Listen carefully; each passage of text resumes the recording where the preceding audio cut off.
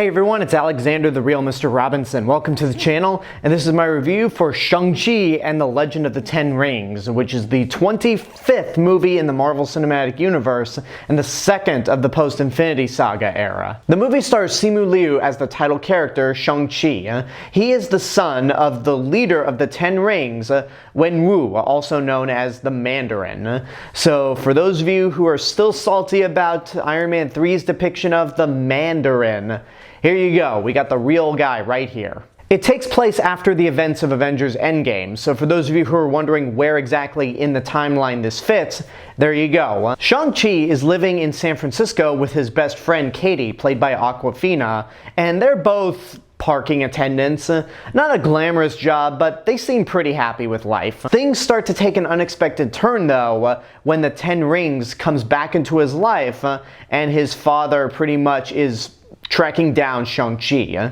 So this is number 25. We are at the 25th film of the Marvel Cinematic Universe. And I gotta say, so far Phase 4 has actually been pretty cool. We've mostly had Disney Plus shows like WandaVision, Falcon and Winter Soldier, Loki, and now What If? Although by the time this review goes up, there will only be 2 episodes of that show. By the time this movie is actually released, there will be 4. But so far the shows have been pretty kick-ass. The only movie that we've had in Phase 4 was Black Widow, which was fun. I liked it more than I disliked it, as I said in my original review, but it definitely felt like something that should have come out in the Infinity Saga. Not the true start to Phase 4 if we're talking about movies exclusively.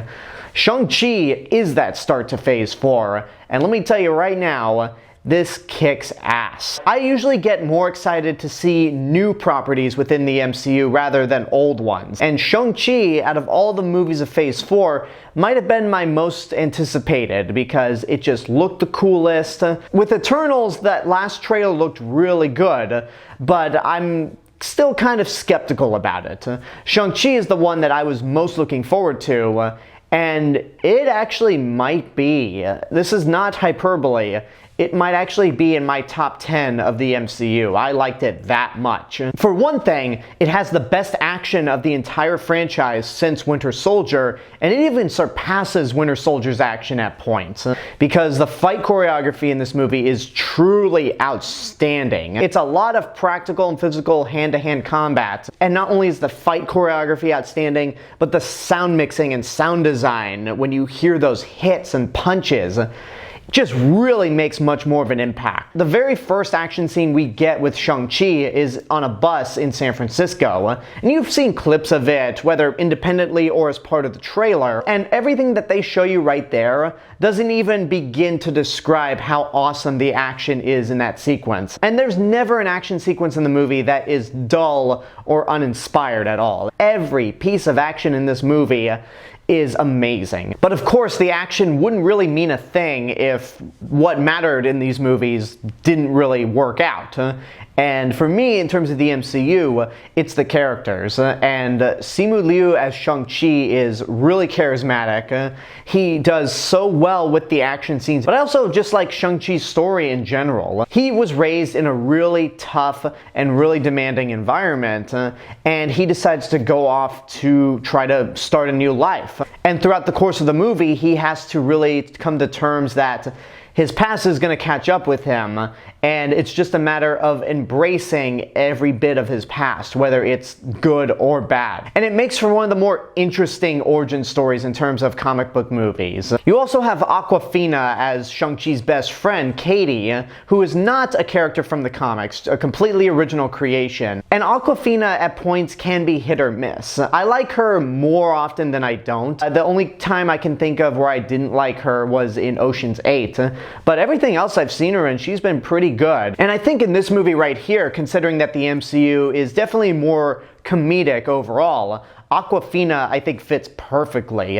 She's the comic relief, but she's not just there for the laughs. Her jokes hit well, and I don't want to say a whole lot else, but she gets her own origin story, I guess. I mean, the best way I can describe it is that she has her own story where she decides to become more than what she is. Like, she's pretty satisfied with her life already, but she's given more purpose and is made to be more of a full-fledged character beyond just comic relief. And another really cool aspect about the movie is that both Shang-Chi and Katie, they don't become a couple. They start out as simply just friends at the beginning of the movie, and they stay friends throughout the entirety of the film, which I actually found really refreshing. And then you have Tony Leung, who you might know from movies like Hard Boiled, Hero, and The Grandmaster. He's one of the best Chinese actors out there, and he makes for one of the best villains within the Marvel Cinematic Universe. Like with Katie, Wenwu is actually an original character, but for the sake of this interpretation of the Marvel Universe, he is the actual Mandarin. I don't want to give away too much about this character because his motivations aren't really talked about within the trailer, but he reminded me very much of Killmonger and Thanos in the sense where, yeah, he's a villain that you can actually really sympathize with, but his actions are something that you cannot get on board with. You understand why he's doing the things that he's doing, and Tony Leung's performance really adds a lot of complexity to this character, especially with his relationship to his son. But at the end of the day, he's still doing some villainous stuff, and it's really hard to get behind this guy 100%. But I think that's the ultimate mark of a great villain right there, and Tony Leung absolutely nails it. And then you also have the iconic Michelle Yeoh and Meng'er Zhang. I've never heard of this actress before, so I apologize right off the bat if I mispronounce her name. But they round off the main cast, and I think both of them do a great job as well. Michelle Yeoh isn't in the movie a whole lot, and Mingir Zhang actually plays more of an important role in the movie than the trailers actually present. So I won't say much else because, you know, these trailers do a pretty good job of hiding a lot of secrets. You just have to see the movie for yourself. But I really liked her, and I hope this movie launches her acting career within America because I think she's wickedly talented in this movie. If I had any issues with this movie, they're very small and kind of lean over into the realm of nitpicks. But I think there's a handful of shots where the CGI is absolutely atrocious. In a way, it's similar to the rhinos from Black Panther, if you remember how terrible those things were. But I think it's more of a nitpick with this movie because they're just like 2-second shots of terrible CGI. But if they were bad enough to where I actually have to draw attention to them, then that's pretty jarring. I don't know if that's going to be a real problem with a lot of people, but it just bugged me. There was one shot in particular where I went, wow, that was awful. And then I thought the movie kind of dragged before we got to the big finale. There are some important character moments in that little drag before we get to the big final battle, but I think it probably could have been paced out a little more. But outside of that, I think Shang-Chi and the Legend of the Ten Rings is truly awesome. The action is just jaw-droppingly amazing. The characters are a lot of fun. There's some really cool MCU-style cameos scattered throughout the film. The story itself is one of the better origin stories in a comic book movie that I've seen in a long time, maybe since Captain America: The First Avenger. And it's got one of the best hero-villain dynamics that I've seen maybe since The Dark Knight. I know that's high praise, but I can't think of another movie where the hero-villain relationship was as strong as it was in this movie. So, yeah, it's kind of obvious at this point.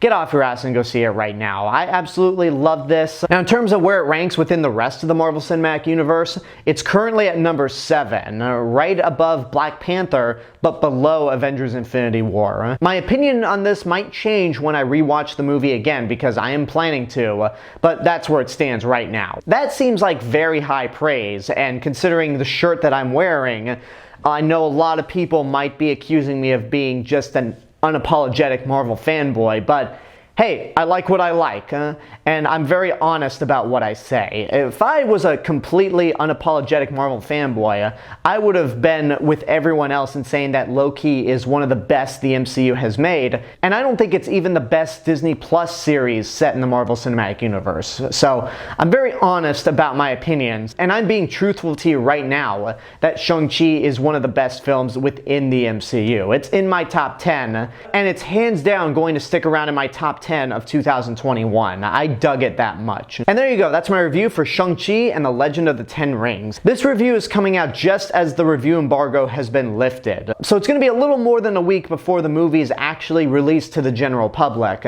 And maybe I'll do a spoiler review. I feel like there's a lot more to talk about with this movie than there was with Black Widow in terms of spoilers. So I might do that down the line, but when this movie gets released on Blu-ray, I will certainly do another live watch party, like I still plan to do with Black Widow. But until then, I want to know what you guys think about the movie. If you've seen it, what did you think? If you're watching this review before the movie has even come out, are you excited for this?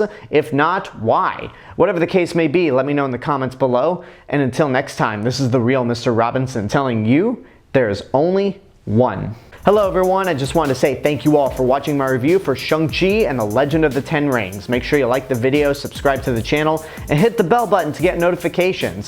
Don't forget to follow me on Facebook, Twitter, Instagram, go check out my Twitch channel, and support me on Patreon. I'll see you guys in the next video, but until then, have a good day and take care of yourselves.